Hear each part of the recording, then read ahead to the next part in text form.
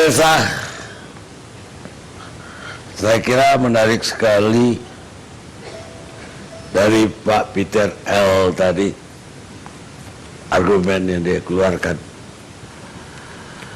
bahwa tersangka memang kecelakaan karena akibat dari kemiskinan.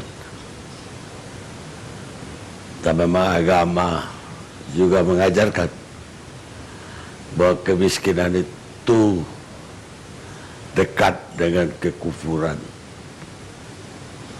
Dan yang paling menarik dari Pak Peter adalah bagaimana dengan orang tua yang memaksa atau mendorong anaknya yang masih di bawah umur untuk jadi artis. Tadi argumen saya mengatakan bahwa kalau itu dipakai untuk tabungan si anak, ya bisa kita terima. Tapi ya harus kita akui juga bahwa banyak juga yang mengepus anaknya jadi artis justru untuk kemewahan si orang tua.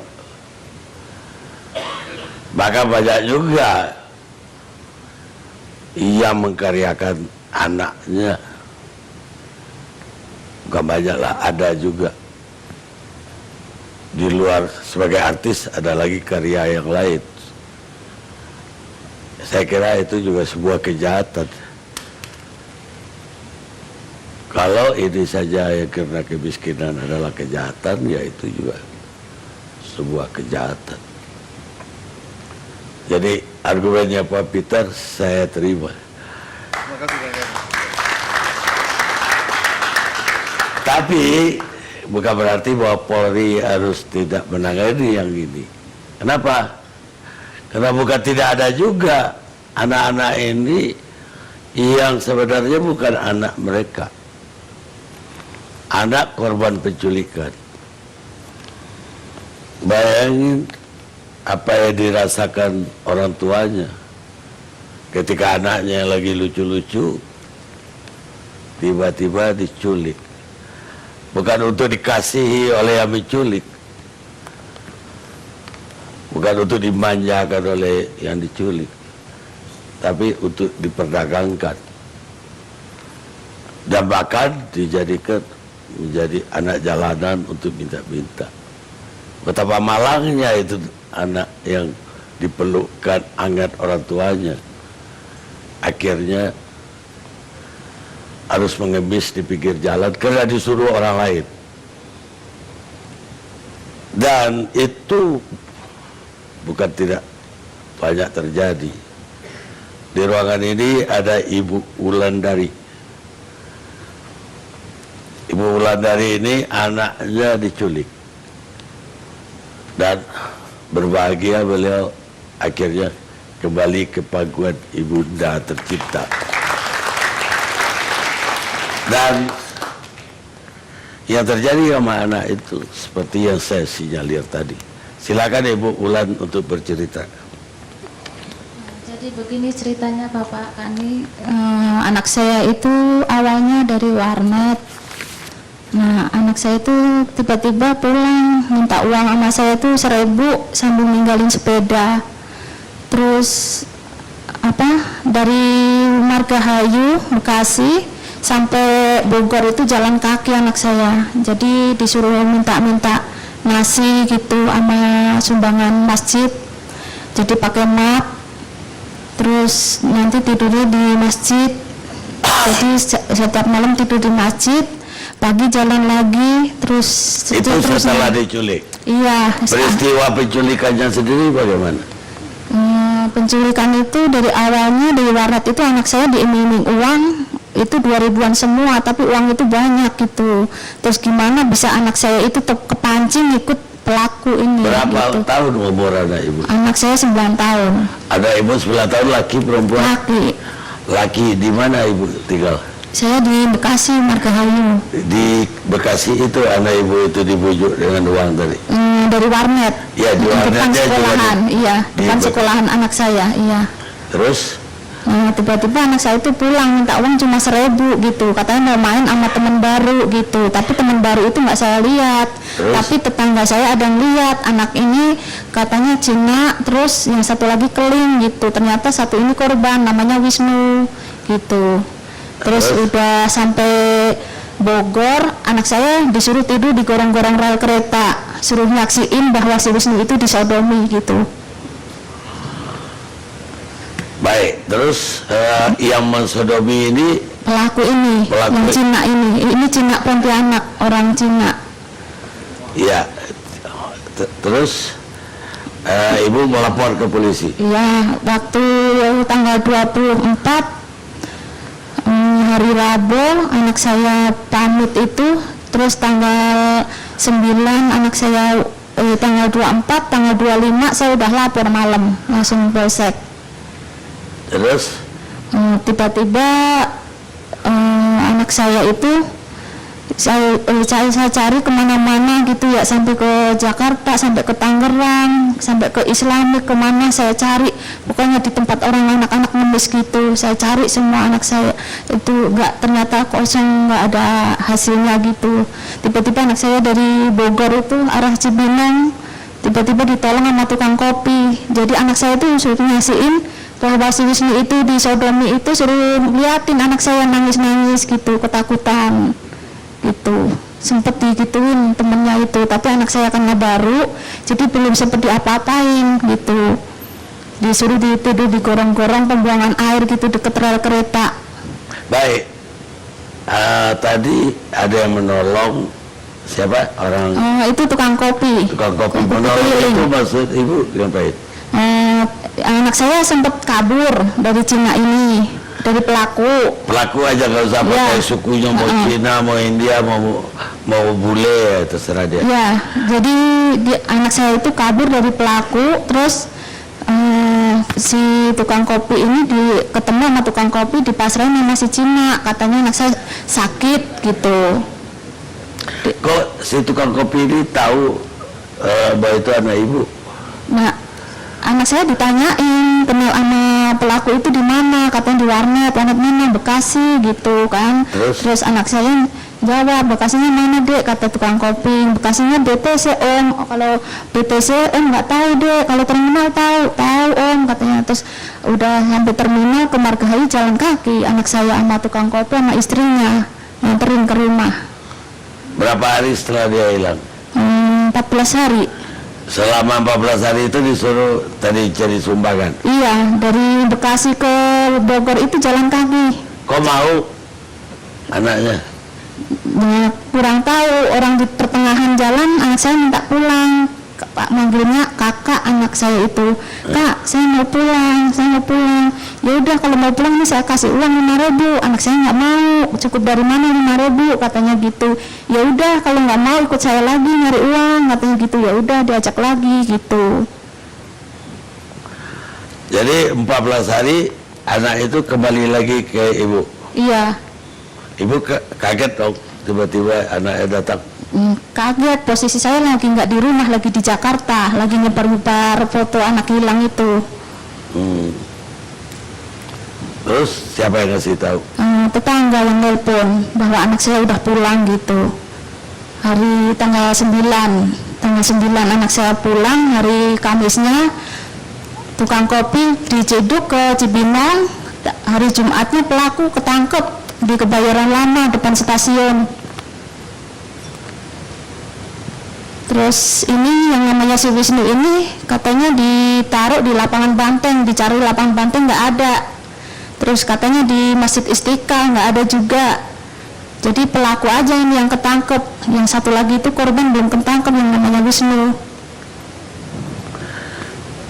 Jadi hilang tuh. Tapi orang tuanya nggak tahu kan? Nggak tahu orang tuanya. Ibu nggak tahu, nggak kenal orang Nggak tua. kenal. Cuma polisi mencari anak itu. Masih mencari ya. Udah dihukum belum pelakunya?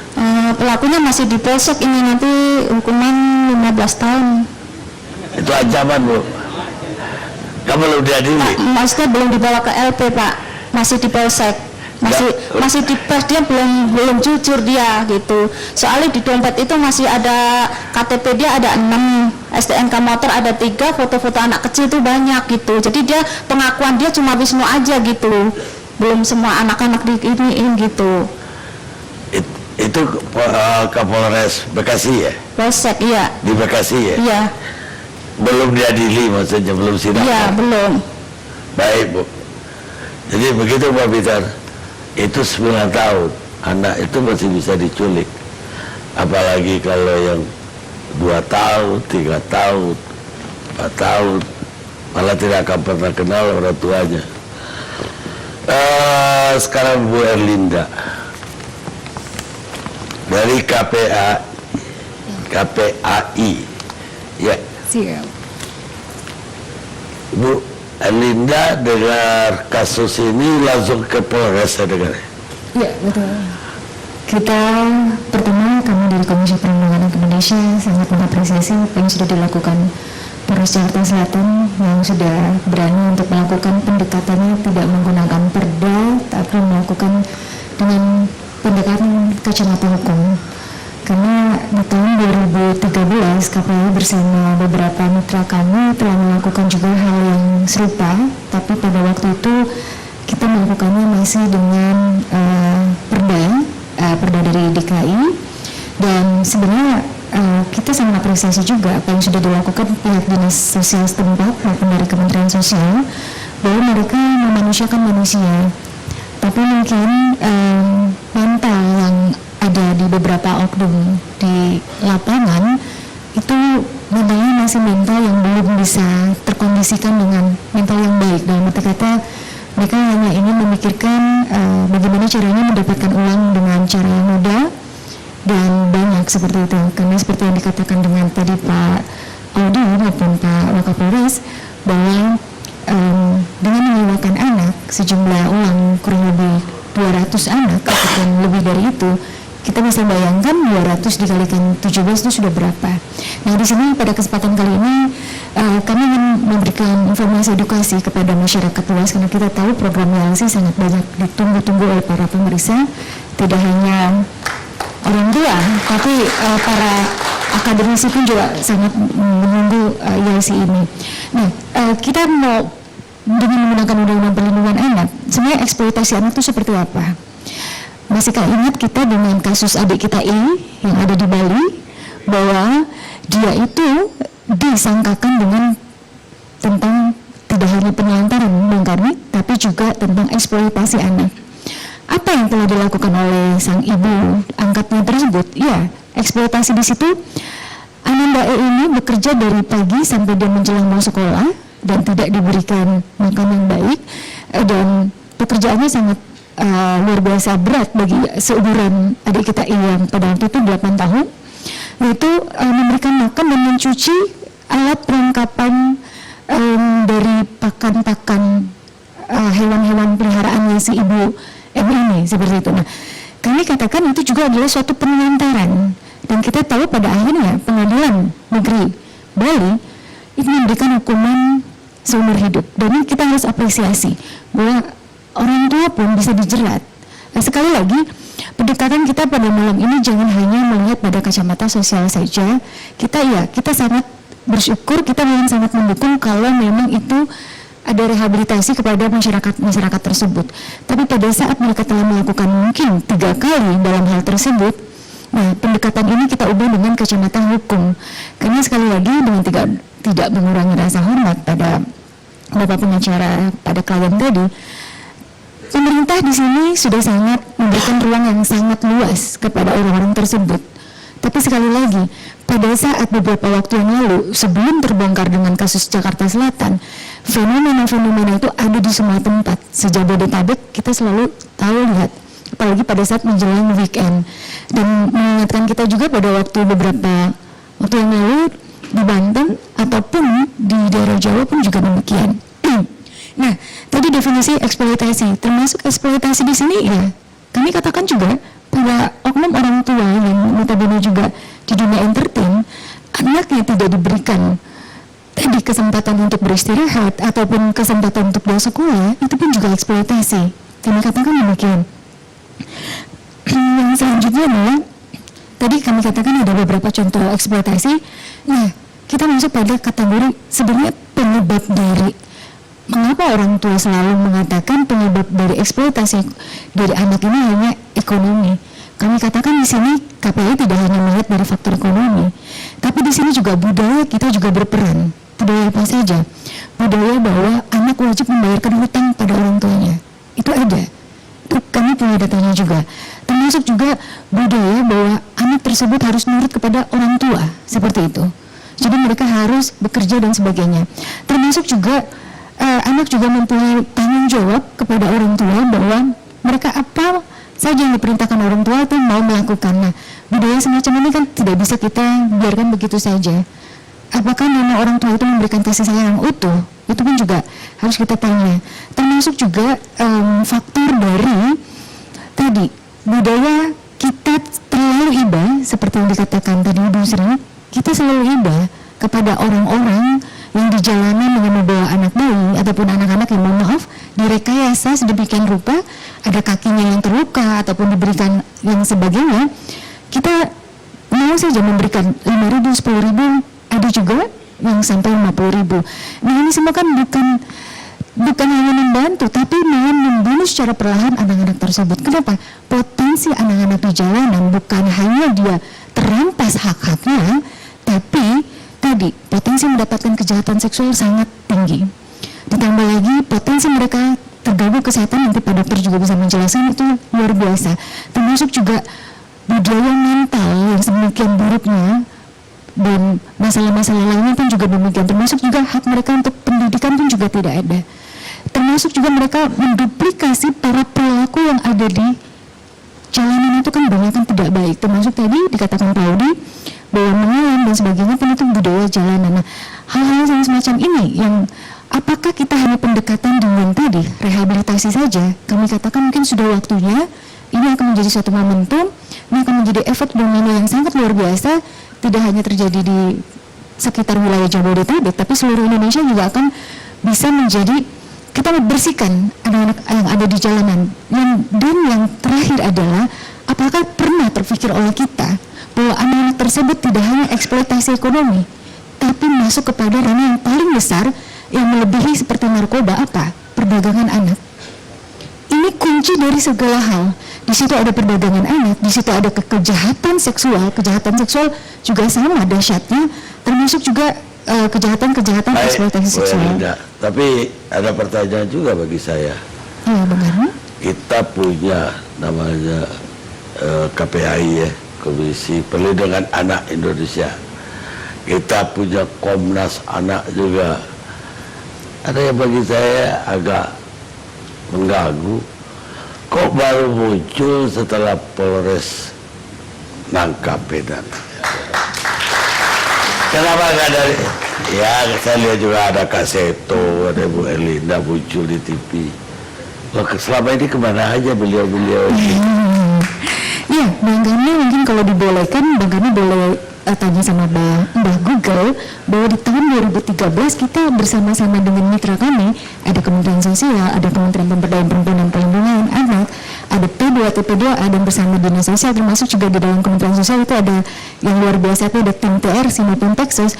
Kita itu bergerilya bagaimana caranya menghapuskan hal-hal itu semua. Caranya ini Bu Menteri bisa menjelaskan ataupun Pak Dir Anak juga bisa menjelaskan. Di situ ada tim reaksi cepat, di situ ada Peksos, di titik-titik mana yang ketahuan banyak sekali memang diduga tidak hanya sindikat ataupun secara parsial orang tua itu mengeksploitasi, mereka turun ke jalan dan bersama dinas sosial setempat itu seperti yang dilakukan oleh Sudin kemarin Jaksel itu mengambil semua anak-anak ataupun orang-orang yang di jalanan tersebut, dan nanti mereka melakukan satu assessment seperti itu. Ada yang didenda sekian rupiah, ada juga yang masuk dalam rehabilitasi, dan pada kesempatan ini kami dari KPAI memberikan apresiasi setinggi-tingginya, baik itu dari untuk Kementerian Sosial maupun Kementerian PPA. Dari Kemsos itu program yang sangat luar biasa bagi anak-anak, entah di bawah umur ataupun lebih dari itu, mereka diberikan keterampilan, Bang Gani. diberikan keterampilan untuk mereka tidak lagi kembali ke jalan. Ya tapi nyatanya tiap hari kita setiap perapatan kita melihat. Jawabannya adalah satu, belum ada efek jerah kepada orang-orang tersebut. Kenapa KPAI, Komnas HAM atau yang lain-lain tidak selama ini kerjasama dengan polisi? Artinya yang dilakukan itu udah represif kalau udah begitu. Iya, Tidak lagi bisa preventif. pada kesempatan beberapa tahun yang lalu, memang pada kondisinya kita pendekatannya strateginya seperti itu, pendekatan perda, pendekatan kita merehabilitasi orang-orang tersebut, memberikan kesempatan mereka untuk kembali ke yang sebaiknya, ke memanusiakan manusia tadi seperti itu. Dan kita khawatir jika pendekatan pada misalnya pada Undang-Undang TPPO, yang Undang-Undang 21 tahun 2007, atau kita menggunakan Undang-Undang nomor 23 tahun 2002, karena pada waktu itu belum lahir Undang-Undang nomor 35. Tapi sekali lagi, pada saat kita mau melaksanakan dengan undang-undang tersebut, itu kan harus dengan dua unsur yang masuk.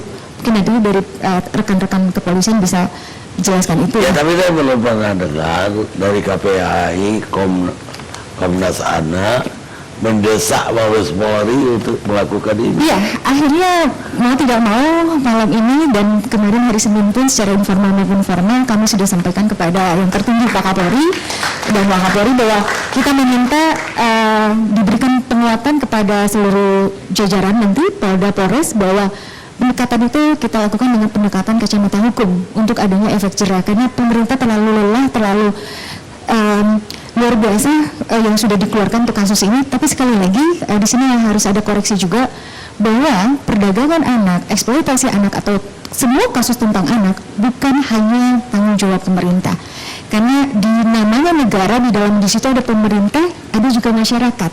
Jangan lupakan masyarakat.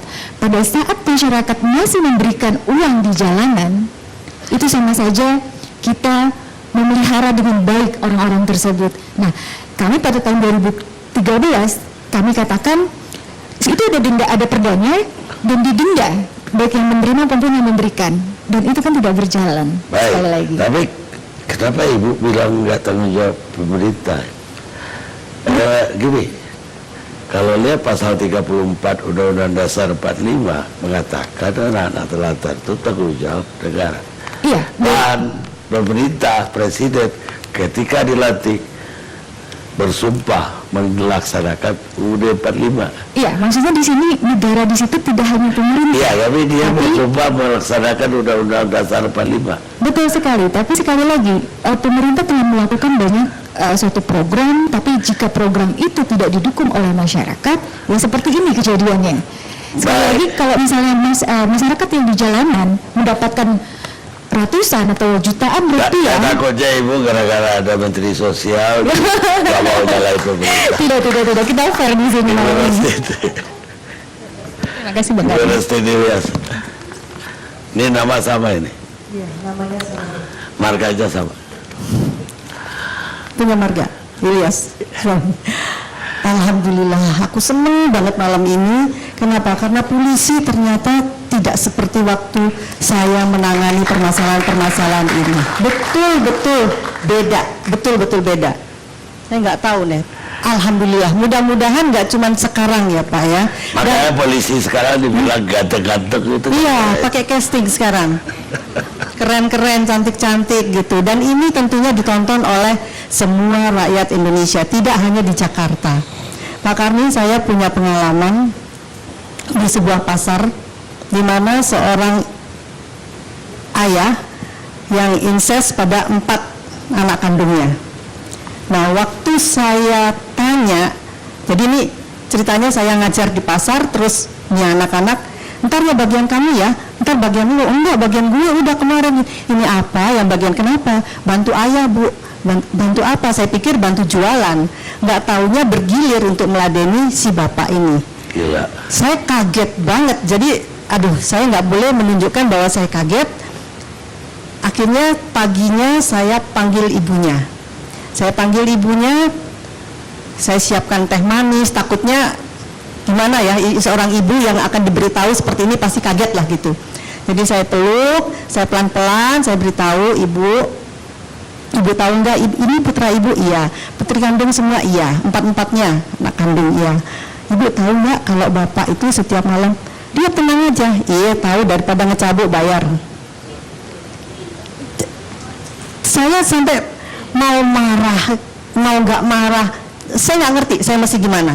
Tapi kesalahan saya satu, saya langsung berdiri, saya gebrak meja, berarti ibu yang harus ditangkap. Udah, paginya hilang semua satu keluarga itu. Itulah yang terjadi di jalanan. Moral itulah yang ada. Dan bagi mereka sah-sah aja seperti itu. Kita yang kaget-kaget, yang merasa normal ini kaget. Nah, hal-hal yang seperti inilah, ini baru satu, banyak sekali contoh. Ibu Khofifah suka saya kasih lihat videonya apa, dia masih, Mbak, sumpah aku ngeluh aku, tapi itulah yang saya lihat dan saya nggak mungkin bisa cerita di sini. Tapi ini terjadi di seluruh Indonesia, bukan hanya di Jakarta, Pak Karni. Jadi mohon kepada mungkin siapapun yang nonton ILC ini, terutama rekan-rekan dari kepolisian. Tapi saya nggak bisa juga, rekan-rekan kepolisian ini terlalu sedikit. Apanya? Orangnya, ya nggak cukup lah Pak Karni ngurusin kayak gini tok. Begini Pak Karni, yang saya pikir kita ke depan ya, kita semuanya udah tahu lah masalah. Kita maunya apa sih ini sekarang? Ibu-ibu banyak arisan, ada komunitas macam-macam, ada apa ya, pengajian, ada banyak sekali komunitas.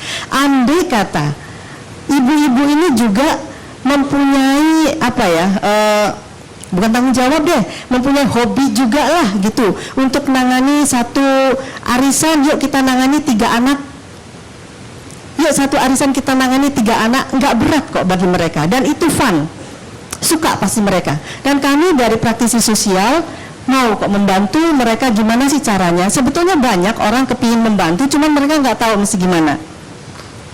Nah, ini adalah penanganan preventif edukatif. Kita selama ini kan kalau nangani kaget, kayaknya baru, terus bikin di ILC gitu kan, terus semuanya, oh iya kemarin lah, padahal itu kejadian dari tahun 90, tahu kapan. Dan bagi saya udah nggak kaget lagi. Bu Khofifah juga udah biasa ngeliat kayak gitu. Dimana di apa namanya warnet, kalau ditanya paling nggak suka ngapain Pak? Ngepelin sperma kalau tiap pagi, ya kan Bu?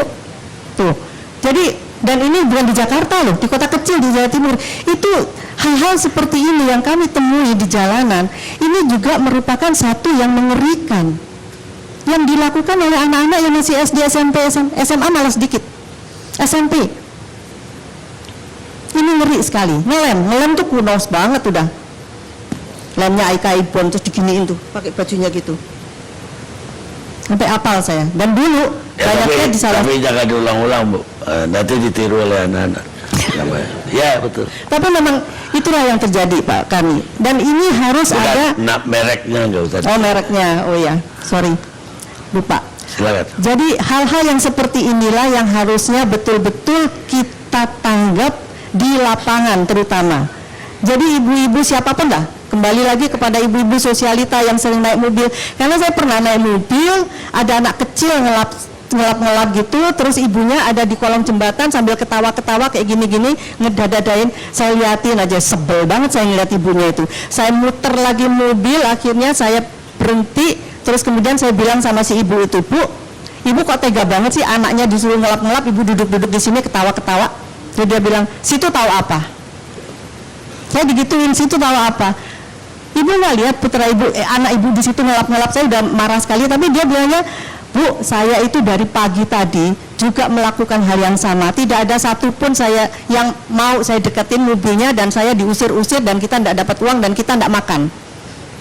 Kalau anak saya yang melakukan itu, kita dapat duit dan kita makan. Emang ibu mau kasih saya kerjaan? Ya, itulah gitu loh. That is, jadi bahasa cinta bagi mereka itu sudah berubah menjadi bahasa eksploitasi. Dia bilang kalau saya tidak sayang sama anak saya, sudah saya tinggal, saya pulang ke gubuk saya. Ini yang harus kita pahami juga, yang tadi ditanyakan oleh Pak Peter, akar permasalahannya di mana? Yang seperti itu Pak. Tapi memang bukan karena semuanya kemiskinan, karena pelaku-pelaku ini ada juga orang yang punya, ya orang yang sebetulnya nggak miskin banget lah gitu, nggak semuanya orang miskin harus seperti ini kan gitu. Tapi ini adalah akar permasalahan yang maksimum, yang presentasinya tinggi sekali. Kalau sekarang anaknya sudah diberesin nih, ditaruh di rumah aman, kemudian udah traumanya hilang, terus ibunya diapain? Terus siapa yang akan mendampingi? Kan itu nggak gampang, Pak.